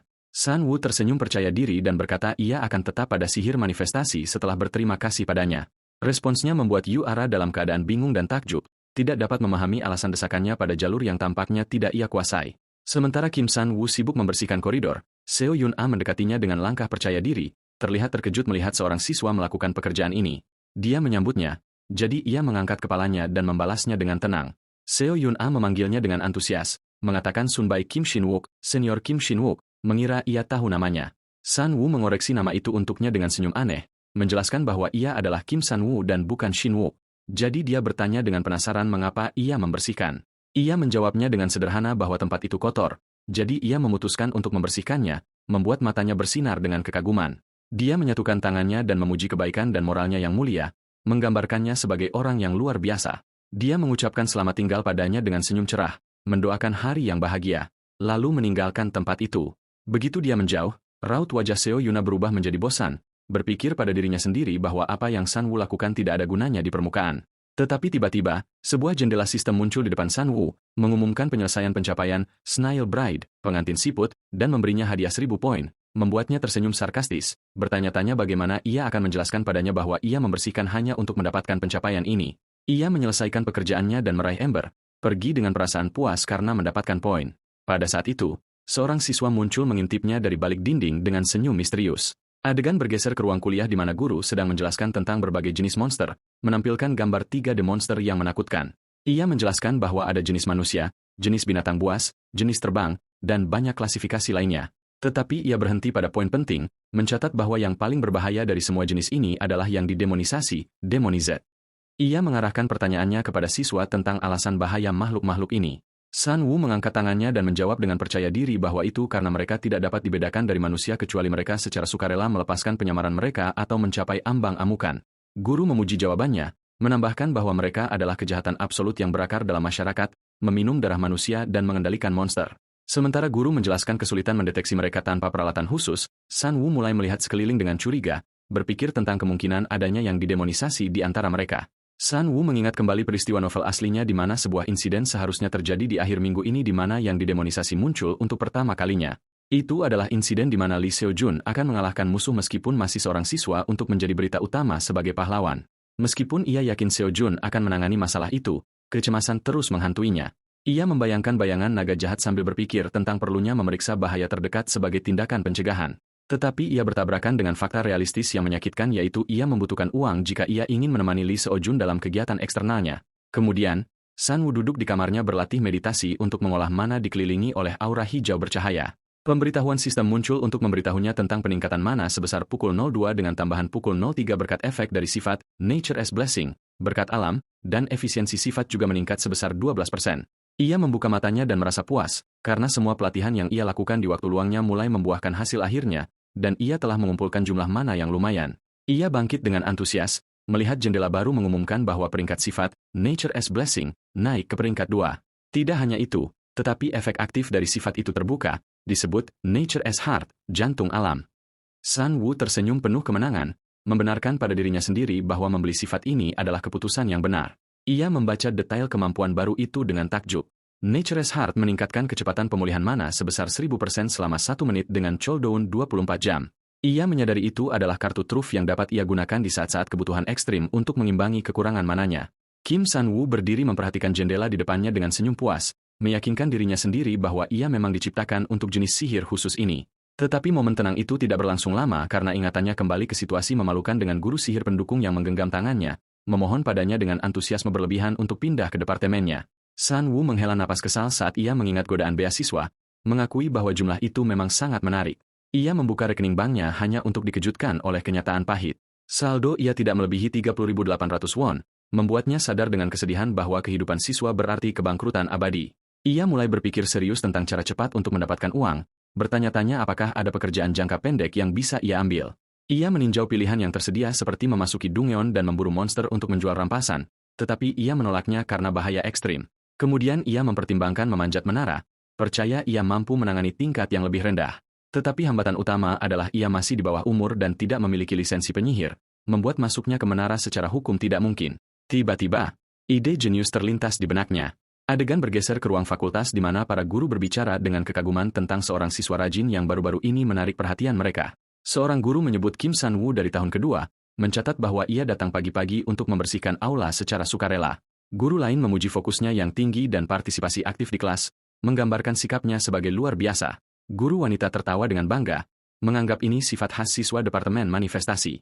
Ia dengan senang hati mengingat bagaimana guru pendukung mencoba merekrutnya, tetapi ia tetap yakin akan kesetiaan San-woo pada departemennya. Semua orang setuju bahwa menyegarkan melihat siswa yang rajin dan baik seperti itu akhir-akhir ini. Sementara itu, San-woo tertawa gila di lorong, menyatakan pada dirinya sendiri bahwa ia adalah seorang jenius.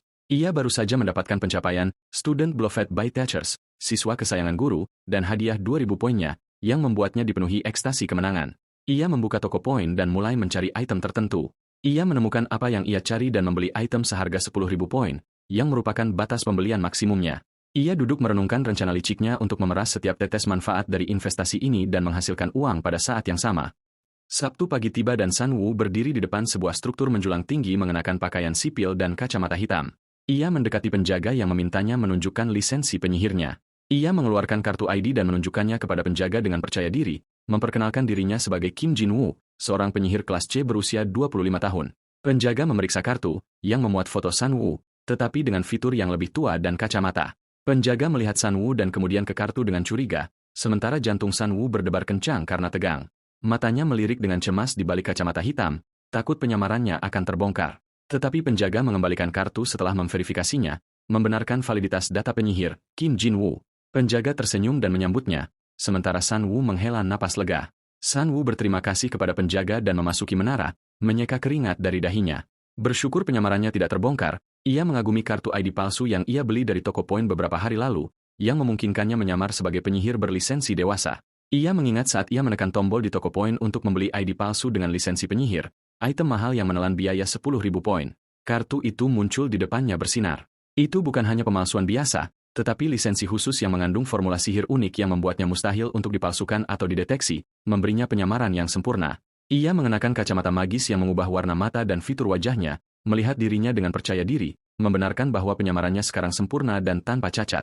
Ia menuju ke tujuannya sambil meninjau jadwalnya. Ia akan menyelesaikan urusan menara dengan cepat dan kemudian langsung menuju Sungai Han di mana Lee Seo-jun dijadwalkan untuk melawan monster yang dikenal sebagai Mine.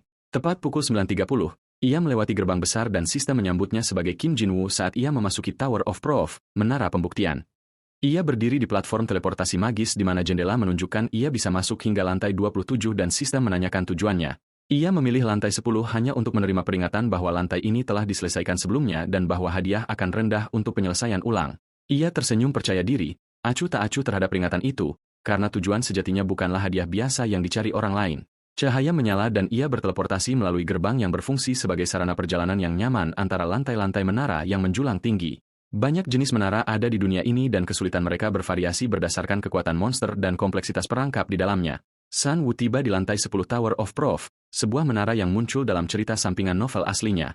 Meskipun itu adalah lantai rendah, banyak guild menghindari menantangnya karena kesulitannya yang tidak biasa dan sifatnya yang kompleks.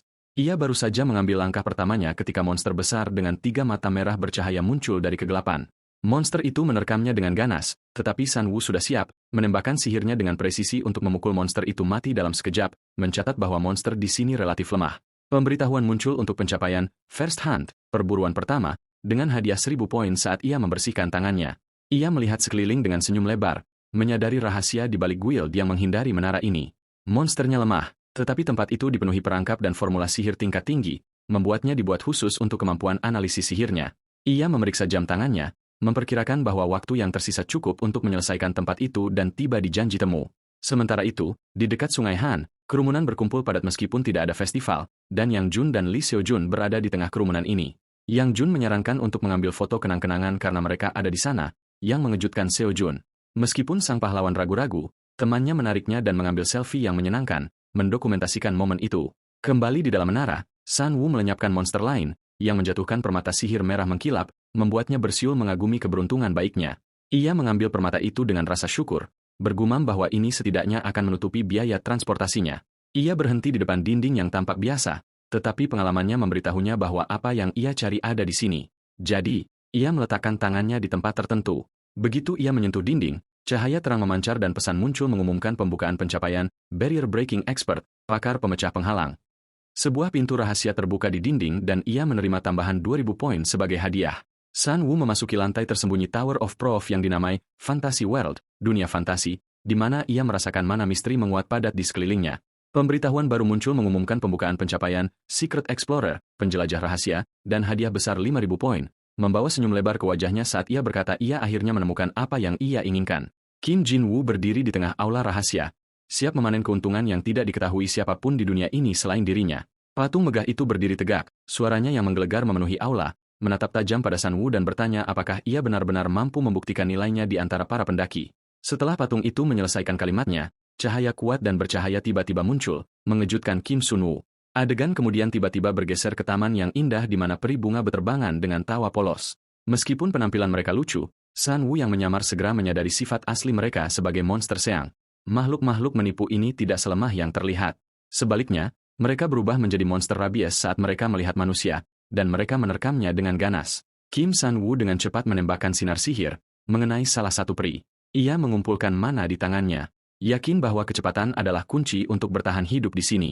Ia melepaskan sihirnya untuk menjatuhkan para peri satu demi satu, menimbulkan kepanikan pada yang lain. Tiba-tiba, Kim Sun Woo menghentikan serangannya pada para peri dan mendekati salah satu lingkaran sihir yang ia temukan di tanah. Karena ia dengan cepat menyadari bahwa melenyapkan mereka semua tidak akan membuka jalan baginya untuk menyelesaikan lantai. Ia mengerti intinya. Keunggulannya tidak terletak pada kekuatan fisik, tetapi pada kemampuan unik yang tidak dimiliki orang lain.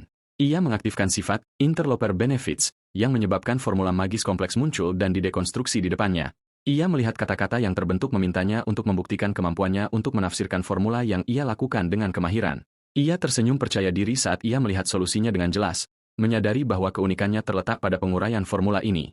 Ia memancarkan energi magisnya untuk mengumumkan keberhasilannya dalam tes. Memanfaatkan setiap kemampuan yang ia peroleh sebagai penyusup di dunia ini.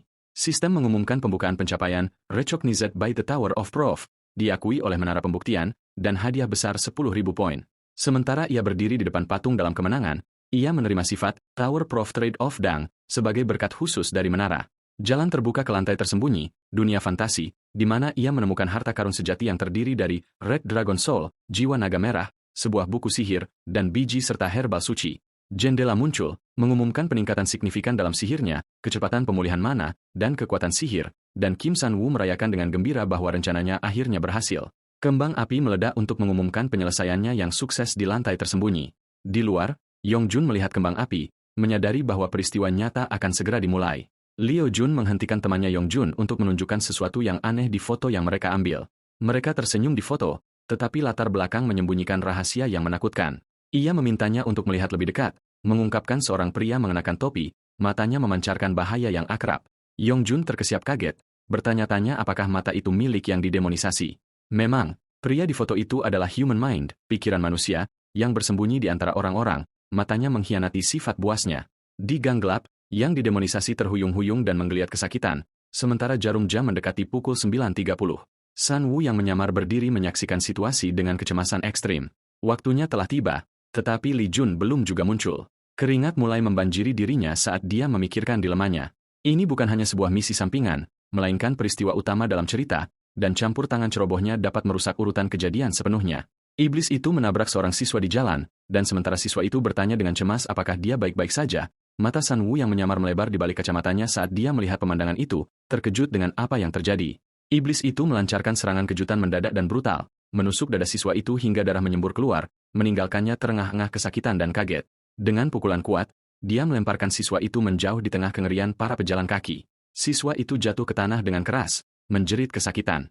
Tiba-tiba, aura gelap meledak dari tubuh iblis itu, merobek pakaiannya hingga memperlihatkan fisik berotot dan energi iblis yang masif, mengumumkan transformasi penuhnya. Monster itu berbalik ke arah seorang gadis di dekatnya. Bayangan menakutkannya membayangi gadis itu.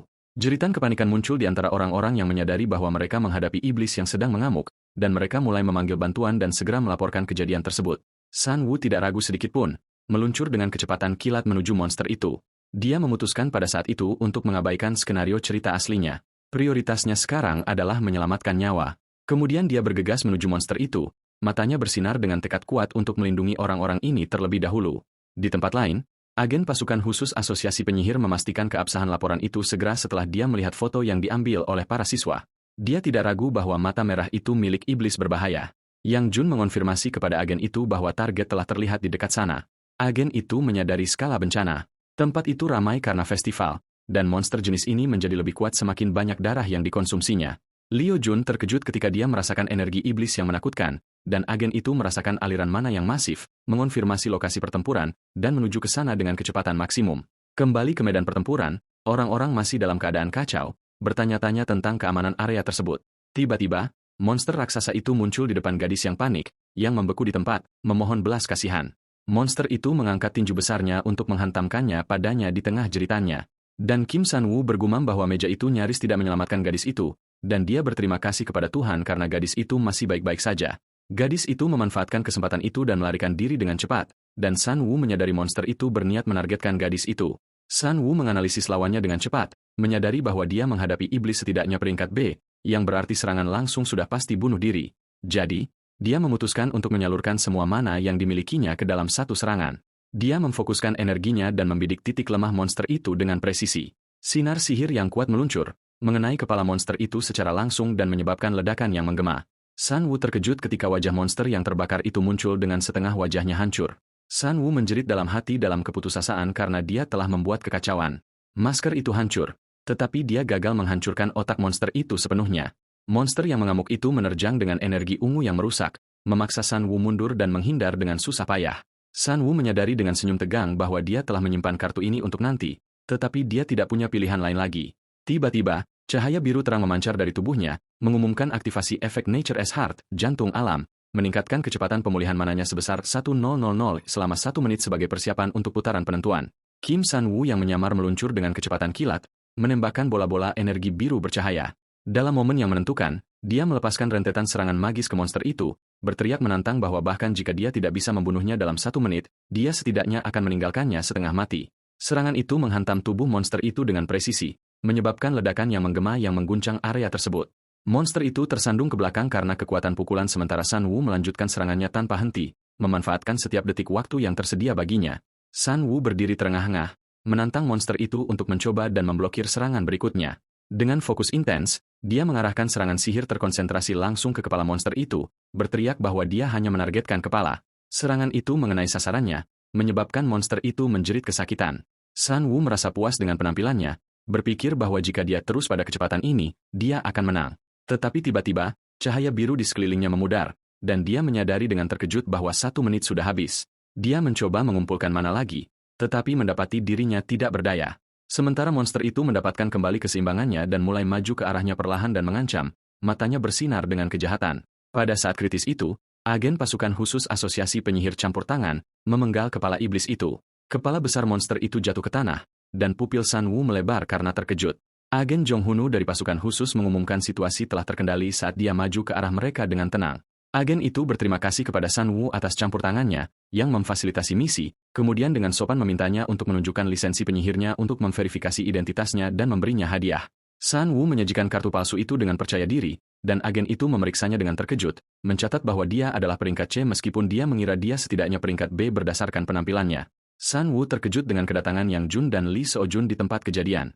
San Wu menjerit dalam hati, menyalahkan Seo Jun atas keterlambatannya. Sambil memperhatikan mereka dengan senyum tegang, Seo Jun mulai merasakan sesuatu yang aneh saat dia menatap San Wu yang menyamar, bergumam bahwa dia merasa seperti pernah melihatnya sebelumnya. Seo Jun bertanya kepada San Wu yang menyamar apakah dia mengenal seseorang bernama Kim San Wu. Dia menambahkan bahwa dia adalah seorang siswa di Akademi Sihir. Yang Jun juga berkomentar bahwa dia memperhatikan orang yang menyamar di depan mereka menyerupai San Wu, bertanya apakah dia adalah kerabat. San Wu menyangkal mengenal nama itu, mengklaim dia mendengarnya untuk pertama kalinya. Agen itu campur tangan untuk mengakhiri situasi, meminta para siswa untuk pergi dan berhenti mengganggu penyihir itu. Agen itu berterima kasih kepada Sun Wu atas bantuannya yang menyelamatkan banyak nyawa. Seo Jun terus menatap Sun Wu. Sun Wu merasa tegang dan menjawab agen itu bahwa dia hanya melakukan tugasnya. Sun Wu membungkuk kepada agen itu dan berpamitan, berterima kasih padanya karena telah menyelamatkan hidupnya. Sementara agen itu memberitahunya bahwa reporter dan agen sedang dalam perjalanan untuk menangani kekacauan itu. Sebuah jendela sistem muncul mengumumkan partisipasi Sun Wu dalam menundukkan penjahat peringkat B Jang Han, yang mengejutkannya. Kemudian pesan peringatan muncul yang menyatakan bahwa sedikit perubahan dalam cerita asli telah terdeteksi, memberinya hadiah 5.300 poin, membuatnya bertanya-tanya dengan cemas apakah dia telah menyimpang terlalu jauh dari jalur aslinya. Kejutan terus berlanjut dengan sistem mengumumkan peningkatan kausalitas sebesar 0,2 poin.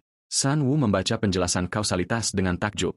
Itu adalah poin yang diperoleh ketika menyelesaikan peristiwa utama, jumlahnya meningkat dengan besarnya perubahan dalam cerita, dan itu dapat digunakan untuk mengaktifkan otoritas. Sun Wu bertanya-tanya dengan takjub apakah ini berarti dia benar-benar bisa menyelamatkan Lee Seo Jun kali ini, terutama setelah melihat dalam daftar bahwa mencapai 100 poin kausalitas akan memberinya kemampuan Deus Ex Machina, dewa dari mesin, untuk mencapai apapun yang diinginkannya.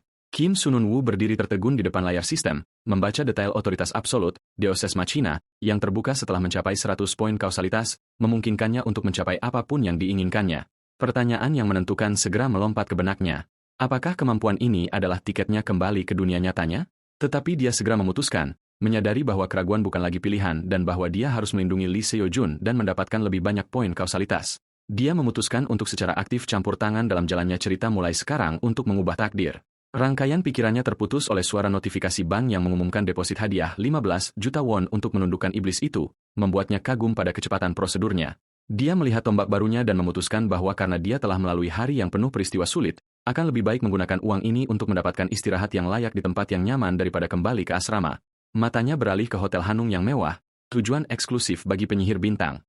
Saat dia berjalan melalui lobi mewahnya, dia ingat bahwa grup Hanung adalah perusahaan global yang memiliki kekuatan dan kekayaan dan juga memainkan peran penting dalam cerita asli. Staf menyambut seorang VIP dengan sangat hormat di pintu masuk. Sementara itu, Han Se-jin, wakil presiden grup dan kandidat utama untuk suksesi, muncul menerima salam dari stafnya. Asistennya memberitahunya bahwa saudara perempuannya telah menyatakan keinginan untuk bergabung dengannya untuk makan malam, yang mengejutkannya. Sein ingat saudara perempuannya, Han Si-yoon, yang sudah lama tidak dia lihat dan menyetujui permintaannya. Secara bersamaan, Sun Wu juga mengingat keberadaan karakter bernama Han Si-yoon dalam novel itu. Dia duduk di kamar mewahnya meninjau hasil rampasannya. Memutuskan untuk menjual tombak itu karena terlalu menarik perhatian dan dia tidak bisa menggunakannya dengan bebas. Dia juga memutuskan untuk menyimpan gulungan penguatan karena akan berguna nanti. Tetapi mengenai benih ramuan suci dan 5 ramuan itu, dia berencana untuk menjualnya secara khusus kepada Han Si-yoon. Dia berbaring berpikir bahwa dia harus menunggu sampai besok untuk melaksanakan rencananya. Matahari pagi terbit membawa berita terbaru saat saluran menyiarkan laporan tentang seseorang yang baru-baru ini menarik perhatian setelah membersihkan lantai tersembunyi menara pembuktian. Berita itu menyatakan bahwa individu ini, yang hanya seorang penyihir peringkat C, telah mengejutkan publik dengan menundukkan iblis yang mengamuk di Taman Sungai Han segera setelah keluar dari menara. Asosiasi penyihir mengumumkan pujiannya atas kepahlawanan penyihir Kim Jin-woo, menyatakan bahwa mereka saat ini sedang meninjau peringkatnya untuk potensi promosi. Di jalan, para pejalan kaki berbicara dengan takjub tentang dia melawan iblis sendirian dalam situasi kacau itu. Tiba-tiba, notifikasi membanjiri Sun Wu, mengumumkan pembukaan pencapaian pahlawan kecil. Rasa terima kasih 2 juta warga atas keberaniannya dan rasa ingin tahu banyak karakter terhadapnya, memanen 21.000 poin sekaligus dari satu buletin berita. Dia memutuskan untuk memanfaatkan momentum ini untuk mengunjungi Hanung Pharmaceuticals dan bertemu Han Se-eun sekarang setelah identitasnya agak terverifikasi. Setelah memasuki perusahaan, dia menarik perhatian karyawan wanita yang segera mengenalinya dan mulai berbisik tentang ketampanannya dan bagaimana penampilannya cocok dengan apa yang mereka lihat di TV. Sun Wu merasa senang dengan ketenaran mendadak ini saat dia berjalan dengan percaya diri melalui koridor. Tetapi dia berhenti tiba-tiba, panik melihat seorang pria tertentu di hadapannya.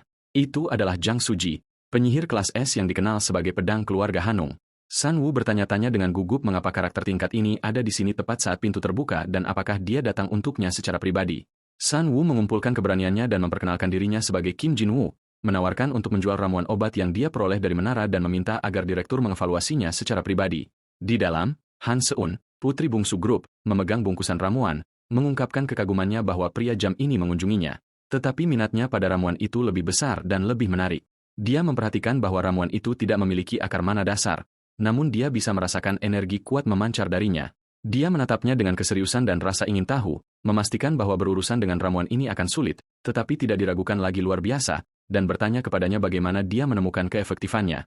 Kim Sun Wu terus berbicara dengan percaya diri, menjelaskan bahwa dia telah mempelajari obat-obatan untuk waktu yang lama. Sambil berpikir pada dirinya sendiri bahwa ramuan suci yang dimilikinya bukan hanya tanaman biasa, tetapi bahan obat yang sangat istimewa, dia menjelaskan bahwa ramuan ini memiliki kemampuan unik untuk secara signifikan memperkuat efektivitas bahan lain, tetapi dengan sendirinya, ia tidak memiliki efek penyembuhan jika digunakan sendirian. Dia menambahkan bahwa masalahnya terletak pada kurangnya siapapun yang saat ini mampu menanganinya, mengingat metode pemrosesannya sangat sulit dan kompleks. Hansun mendengarkan penjelasannya dengan fokus dan meskipun dia tidak sepenuhnya yakin dengan semua yang dia katakan, dia mengakui bahwa solusi optimal adalah menyerahkan ramuan ini kepada apoteker jenius, kemudian bertanya kepadanya secara langsung apakah dia memiliki kondisi tertentu untuk menutup kesepakatan itu. Sun Wu mengangkat tangannya dengan 5 jari, meminta pembayaran di muka sebesar 500 juta won selain 0005, saham di Hanung Pharmaceuticals. Seun terkejut dengan permintaannya yang berani dan tertawa takjub, menunjukkan bahwa 0005 mungkin terlihat seperti angka kecil, tetapi dia tampak tidak menyadari ukuran besar grup mereka dan nilai persentase itu. Sun Wu menjawab dengan tenang dan mantap bahwa saham lebih baik daripada uang tunai, menegaskan bahwa begitu ramuan suci diluncurkan secara komersial, perusahaan akan mampu memonopoli seluruh pasar farmasi. Seun secara kategoris menolak permintaan untuk saham dan memintanya untuk mengusulkan alternatif karena kepemilikan adalah garis merah. Sun Wu tersenyum sedikit setelah mengantisipasi penolakan ini dan mengusulkan permintaan alternatifnya. Keanggotaan VIP di lelang rahasia bawah tanah selain menugaskan perusahaan untuk membuat ramuan dan mengamankan barang-barang yang dia butuhkan. Dan Sun Wu meyakinkannya bahwa dia akan membayar biaya layanannya. Tetapi Sun Wu mengejutkannya dengan kondisi tambahan, memintanya untuk menjadi utusan khususnya untuk melaksanakan tugasnya, dan sebagai imbalan, dia akan mengungkapkan kelemahan fatal saudaranya, Wakil Presiden Han Se-jin. Matanya melebar karena takjub dan terkejut pada keberanian dan bahaya tawaran itu. Sun Wu menghadapinya dengan kebenarannya, menunjukkan bahwa dia berhasrat untuk mengendalikan seluruh grup Hanung. Dia memperingatkannya dengan serius bahwa ketidakpeduliannya sekarang dapat menyebabkan keluarganya terpecah di masa depan, menasihatinya untuk mendengarkan dengan cermat. Laporan berita yang memuji kepahlawanan penyihir Kim Jin-woo di layar berakhir. Di tempat gelap, Baek Gang mengomentari pembunuhan Jang Han, mengakui bahwa mereka bisa menghentikan apa yang terjadi. Baek Gang mengamuk dan menghancurkan meja dengan tinjunya, berteriak konfirmasi bahwa mereka pasti mampu menyelamatkannya. Rekannya mencoba menenangkannya, mengingatkannya bahwa perintah untuk tidak campur tangan datang langsung dari orang itu. Dia membenarkan pendiriannya dengan mengatakan bahwa membantu seorang rekan yang mengamuk di tengah kerumunan manusia akan mengekspos mereka semua pada bahaya dan membocorkan penyamaran mereka. Baek Gang tidak yakin dan menjerit kesedihan dan kemarahan, bertanya-tanya berapa lama mereka akan terus hidup tersembunyi dalam bayangan seperti ini. Dia bersumpah, matanya bersinar dengan dendam, bahwa dia akan membunuh bajingan Kim Jin-woo itu sendiri. Rekannya bertanya kepadanya dengan dingin apakah dia yakin dengan keputusannya, memperingatkannya bahwa Jin-woo telah menjadi sangat dekat dengan klien khusus mereka. Baek Gang menjawab dengan ejekan dan percaya diri, bertanya apakah dia tidak tahu identitas dan bahaya sebenarnya dari klien mereka. Di malam hari, Han Seun tiba di kantor pusat perusahaan untuk menemukan saudaranya Sein menunggunya di luar. Pria yang digambarkan Baek Gang sebagai monster yang bisa membunuh keluarganya dengan senyum. Sein menyambutnya dengan senyum palsu yang hangat dan Han Seun berkomentar tentang betapa sudah lama sejak pertemuan terakhir mereka. Mereka masuk ke mobil bersama dan dia bertanya padanya dengan minat palsu apakah pekerjaan di perusahaan itu dapat dikelola. Seun menghela napas dan menjawab bahwa pekerjaan itu sulit dan bahwa berurusan dengan orang-orang adalah bagian yang paling melelahkan. Mengungkapkan kekeringan mentalnya, CN mengeksploitasi keluhannya untuk mengisyaratkan dengan jahat bahwa ayah mereka telah terburu-buru menyerahkan saham perusahaan padanya sementara dia masih sangat muda. Dia mencondongkan tubuh, membisikkan tawaran yang tampak seperti persaudaraan di permukaan, tetapi dipenuhi dengan keserakahan, menyarankan dia menyerahkan saham itu kepadanya jika beban itu terlalu berat. Sebagai imbalan, dia berjanji untuk menunjuknya sebagai wakil presiden setelah dia mengambil alih kepresidenan, membuatnya mencengkeram ponselnya erat-erat saat dia bergumam pada dirinya sendiri dalam kemarahan dan penghinaan, menyuruhnya untuk tidak main-main dengannya. Kim Sunun-woo menerima pesan teks dari Han Sune di ponselnya, memberitahunya dia setuju dengan kondisinya. Dia tersenyum puas membaca pesan itu, menganggap bahwa menggunakan dua akun berbeda adalah langkah yang cerdas dan aman dan bahwa bertemu Han Seun adalah keputusan yang benar mutlak terutama karena dia membeli tombak darinya juga. Sun Wu mengingat detail pertemuan mereka, menyadari bahwa Han Seun memiliki kemampuan intelijen tinggi yang membuatnya segera memverifikasi keabsahan informasi yang dia berikan padanya tentang kelemahan saudaranya. Tiba-tiba notifikasi baru tiba di ponselnya. Itu adalah pesan dari Han Seun yang mengonfirmasi dia akan menjadi utusannya hanya selama 1 bulan dan bahwa dia akan mengirim pembayaran di muka dan harga tombak hari ini, bertanya apakah dia membutuhkan hal lain. Sun Wu menjawab dengan cepat memintanya untuk membuat ramuan khusus dan tiket masuk ke arena bawah tanah rahasia. Seun menyetujui permintaan ramuan itu, tetapi mencatat dia membutuhkan waktu, berjanji untuk menghubunginya ketika siap. Sun Wu berkomentar mengatakan bahwa meskipun bergerak menggunakan persona Kim Jin-woo, iblis tidak akan berhenti mengganggunya. Mencatat kesamaan dengan novel asli, yang juga mencakup jalur untuk balas dendam. Sun Wu duduk memikirkan langkah selanjutnya, menggunakan fungsi pencarian sistem untuk menemukan sifat yang berguna. Daftar sifat penginderaan muncul di hadapannya, seperti deteksi niat membunuh, indera keenam, dan mata dewa. Dia memilih sifat deteksi niat membunuh peringkat A, yang memungkinkannya untuk merasakan niat membunuh apapun yang diarahkan padanya dalam radius 500 meter. Tetapi harganya sangat mahal, berjumlah 50.000 poin. Meskipun harganya tinggi, dia memutuskan untuk membelinya, menganggapnya sebagai investasi yang diperlukan untuk melindungi hidupnya. Beberapa hari kemudian, Sun Wu yang menyamar bertemu Han Yune lagi. Dia memberinya ramuan yang dia minta, eliksir mana yang diperkuat peringkat B, yang meningkatkan kecepatan pemulihan mana sebesar 500 selama 5 menit, tetapi menyebabkan kelelahan mana yang parah setelah efeknya hilang. Si menatapnya dengan curiga, bertanya-tanya secara rahasia mengapa penyihir terampil seperti dia membutuhkan ramuan seperti ini. Dia bertanya dengan penasaran bagaimana dia tahu tentang dia dan saudaranya, dan dia mengatakan padanya dia memverifikasi informasi mengenai kelemahan saudaranya melalui sumbernya sendiri. Dia menambahkan dengan serius bahwa informasi itu benar-benar mengejutkan. Seun ingat apa yang dia temukan tentang saudaranya, Han Sein, yang selalu memiliki sisi gelap, tetapi dia tidak pernah membayangkan dia akan mencapai titik pembunuhan. Dia menunjukkan adanya bukti komunikasinya dengan seseorang yang dicurigai sebagai iblis dan bertanya kepada Sun Wu dengan takjub bagaimana dia tahu semua ini. Sun Wu tersenyum misterius, menjawab secara internal bahwa alasannya adalah pengetahuannya tentang novel asli. Dia ingat karakter Han Se-jin, yang bersekutu dengan iblis karena keserakahan dan berubah menjadi penjahat. Sun Wu menawarkan untuk mengungkapkan lebih banyak dengan imbalan 5 saham perusahaan. Seun menolak tawaran itu dengan tajam, memintanya untuk berhenti bermain. Sun Wu bertanya padanya tentang tiket arena, jadi dia mengatakan padanya dia mendapatkannya, tetapi itu tidak dapat dipindah tangankan, yang berarti dia harus masuk ditemani olehnya. Sun Wu berkomentar sinis tentang pakaian penyamarannya, yang memprovokasi kemarahannya. Seun bertanya padanya tentang rencananya untuk menginvestasikan uang yang didapatnya, jadi dia menjawab bahwa dia berniat untuk melipat gandakannya. Seun mengira dia bermaksud berjudi, jadi dia berteriak padanya dengan marah, memperingatkannya agar tidak menghamburkan uang yang dia kirim. Sun Wu dengan dingin membenarkan asumsinya, membuatnya menganggapnya gila. Dia mengancam akan mengakhiri kesepakatan mereka setelah bulan ini, dan sebuah notifikasi sistem muncul, menyatakan kekecewaan Han Seun dan penurunan signifikan dalam tingkat ketertarikannya padanya. Sun Wu tidak peduli dengan kemarahannya, tetapi tersenyum penuh percaya diri sambil mengenakan topeng kelinci.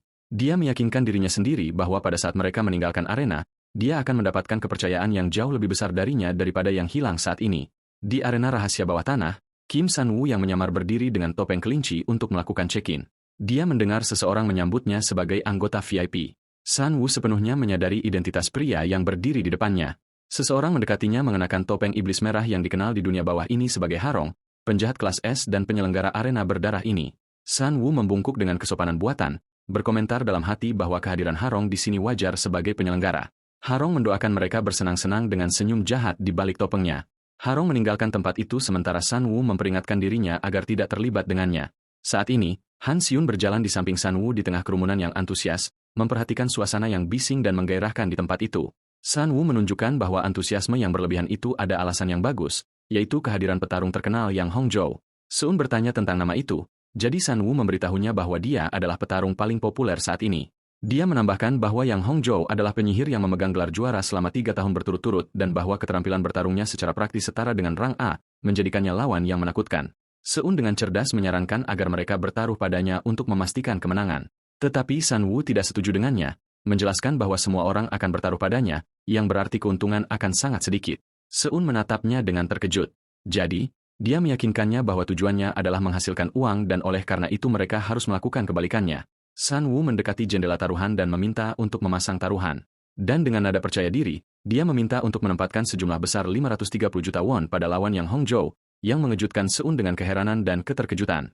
Bahkan karyawan yang bertanggung jawab atas taruhan itu membeku di tempat karena ngeri akan jumlah dan risikonya. Shun bertanya kepada Sun Wu dengan terbata-bata apakah dia serius dan tentang identitas lawan yang dia pertaruhkan dengan semua kepercayaan diri ini.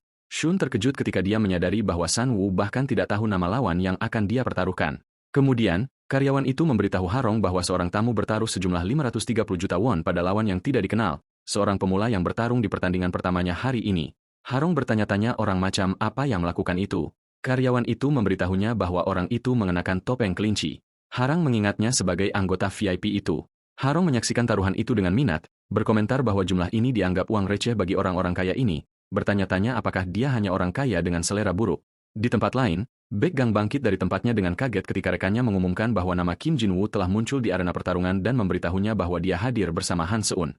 Baek Gang tersenyum seperti binatang buas, menyatakan kebahagiaannya karena telah menemukan target yang dicarinya. Dia memerintahkan anak buahnya untuk segera menyiapkan mobil, bersumpah balas dendam untuk Zhang Han malam ini. Di dalam ring, pertandingan berakhir dengan kecepatan luar biasa saat seorang pejuang menghancurkan lawannya tanpa ampun, meninggalkan Seun dan San Woo dalam keadaan tercengang sementara lawan yang dikalahkan menyerah. Pemenang berdiri mengakhiri pertandingan, berkomentar dingin bahwa dia seharusnya melakukan itu lebih cepat. Pembawa acara menyatakan kemenangan sang juara di pertandingan pertamanya di tengah sorak-sorai penonton. Teriakan marah dan hinaan mulai membanjiri pejuang yang kalah yang menyerah, dan penonton menuduhnya mengatur pertandingan. Seseorang berteriak dengan marah memintanya untuk mati sementara Seun menyaksikan adegan itu dengan ngeri. Dia berkomentar dengan suara bergetar tentang brutalitas suasana di arena rahasia di mana tidak ada tempat untuk belas kasihan. Meskipun suasana tegang, ada kepastian bahwa penyelenggara tidak akan membiarkan hal-hal mencapai titik pembunuhan di dalam ring. Segera, dimulainya pertandingan yang ditunggu-tunggu antara pendatang baru Riang Riang dan juara saat ini, Yang Hongzhou, diumumkan di tengah disparitas besar dalam taruhan karena taruhan pada juara mencapai 2,8 miliar won sementara pemula mencatat angka besar dan mengejutkan 530 juta won. Suara pembawa acara bergema di seluruh tempat, mengulas angka-angka menakjubkan ini, menunjuk pada jumlah besar yang ditempatkan pada pemula yang tidak dikenal. Kim San-woo berdiri dengan senyum percaya diri, menyadari bahwa semua orang bermain aman dan bertaruh pada juara, sementara dia adalah satu-satunya yang tahu hasilnya sebelumnya. Bisikan ejekan muncul di antara penonton tentang pria gila yang mempertaruhkan semua uang ini pada seorang pemula, menggambarkannya sebagai bodoh yang akan kehilangan segalanya. Tetapi San-woo tidak peduli dengan obrolan mereka. Sebaliknya, dia menghitung dalam benaknya keuntungan besar yang akan dia peroleh, yang akan mencapai 6 kali lipat dari jumlah aslinya jika semuanya berjalan sesuai rencana. Kedua petarung memasuki ring di mana Yang Hongzhou muncul dengan tubuh berotot dan aura yang menakutkan. Han Seun terkejut saat melihat perbedaan besar dalam fisik antara keduanya. Tidak dapat percaya bahwa Riang Rayang akan menghadapi raksasa ini. Riang Rayang terlihat sangat kecil di depan Yang Hongzhou, dan San Woo mencoba meringankan situasi dengan lelucon bahwa dia belum tumbuh, sementara keringat sedikit mengucur darinya. Tetapi jauh di lubuk hati, uang bukan satu-satunya motif kehadirannya di sini. Ada tujuan yang lebih besar terkait dengan kelompok penjahat Gaan yang akan memainkan peran utama dalam cerita. Mengalokasikan karakter Riang Riang ini dalam novel aslinya berakhir dengan dia bergabung dengan organisasi kriminal itu. Oleh karena itu, dia ingin melihatnya bertarung sekali. Seseorang bertanya dengan lantang tentang identitas orang yang memasang taruhan besar pada Riang Riang. San Woo meyakinkan dirinya sendiri bahwa tidak perlu takut karena semuanya berjalan sesuai dengan apa yang tertulis dalam novel aslinya. Dia mengingat kebenaran mutlak dari karakter ini. Rayang Rayang tidak pernah dikalahkan di arena rahasia. Sebaliknya, Yang Hongzhou menatapnya dengan penghinaan, menganggap levelnya terlalu rendah untuk sepadan dengan masalah. Sementara energi listrik mulai terbang dari tubuhnya, sang juara meluncur ke arah Riang Riang dengan kecepatan luar biasa, bersumpah untuk mengakhiri pertarungan dalam beberapa saat. Riang Riang berhasil menghindari serangan dengan susah payah, tetapi Yang Hongzhou mendaratkan pukulan kuat yang menjatuhkannya jauh. Penonton terkejut, berpikir bahwa Riang Riang telah dikalahkan semudah itu. Ketegangan menyelimuti penonton dan keraguan mulai menyusup ke San Woo mengenai kemampuan pemula yang rapuh ini untuk menang. Di luar, sebuah mobil mewah tiba dengan backgang di dalamnya, matanya memancarkan kilatan. Dia mendidih karena marah dan ingin menyerbu tempat itu segera, tetapi dia ingat bahwa merusak acara Harong juga akan membahayakan dirinya. Dia bertanya kepada sopirnya kapan acara itu berakhir dan diberitahu bahwa itu dijadwalkan selesai pada pukul 10.30. Gang itu tersenyum berdarah, memutuskan bahwa waktu ini akan sempurna untuk membunuh Kim Jin-woo. Kembali ke ring, laju pertarungan semakin intensif saat Yang Hongzhou terus memberikan pukulan destruktif. Dia berteriak dalam kemarahan, melepaskan energinya, mencoba untuk menghancurkan lawannya yang sulit ditangkap. Dan dengan gerakan kejutan, dia mendaratkan tendangan kuat ke arah Riang Riang, berteriak padanya untuk tahu tempatnya dan keluar dari hadapannya. Pukulan itu mengenai Riang Riang dengan keras, membantingnya ke dinding dengan kekerasan ekstrim.